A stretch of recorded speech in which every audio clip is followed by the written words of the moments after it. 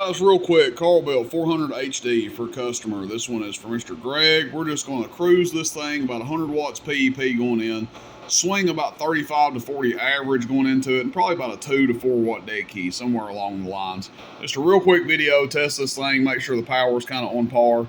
What do we expect out of it? You know, on either side of 800 watts PEP, we'll be fine. You know, if it shows 750, 775, that's fine.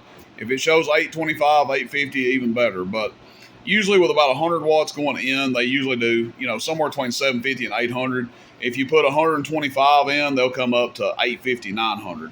15.1 on our voltage here, so that's what we're testing it with. Again, our radio is only doing about 35 to 40 average, 100 PEP. This amp can take, you know, 50 average, 60 average, and, you know, 125 or so PEP without, you know, putting it in too big of a strain. So that's the deal with it here. Let's see how it does, and we'll get this video wrapped up and get it shipped out to the customer on this wonderful Monday, getting the day started ultra early here because we've got a ton to go out. Didn't get all our shipments out on Saturday like we wanted to, so got a lot to do here to get caught up Monday, or semi-caught up anyway.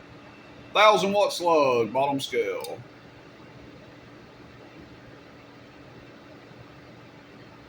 Trying to ease our dead key back a little bit. We're at about 120 right there. You can probably run it there, run it a little bit lower. It's really up to you. Let's back her down some. Trying to find the happy medium. There's about 80 watts. Hello. Audio. Audio. You know, 350 if my camera stayed up right. 350 or so average. Again, it's just going to depend on the audio going into it, the voice tone, if you will.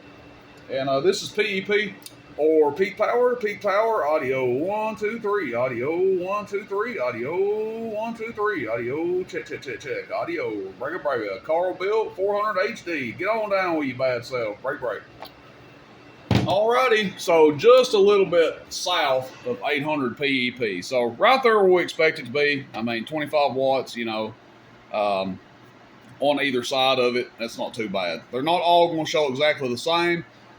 Depends on the gain of the transistors, value of some of the other components in it. Sometimes one will show 850 and the other one will show, you know, 785. Sometimes they'll show 8.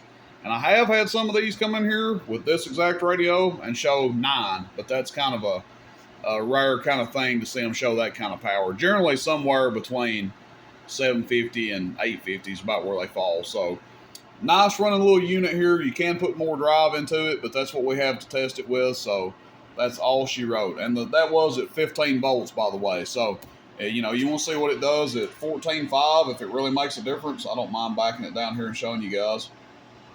Let's go down to 14.5 if we can get it to 14.5. Okay, this is going to be 14.5 right here. So if you guys just want to know, you know, what to expect at 14.5. As if I haven't tested 100 of these at 14.5, but let's just do a comparison here. Hello, audio 1, 2, 3, audio. So it makes a difference, half a volt, and audio 700 watts. So it cost us almost 100 watts, PEP average. Hello.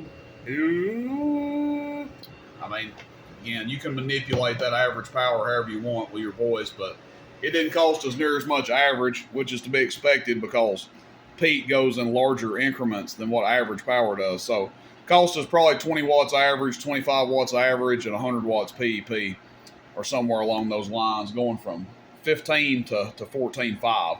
Half a volt, and 100 watts. How about that? All right, guys, appreciate it. Rooster in Tennessee, roostercb.com. See you, bye.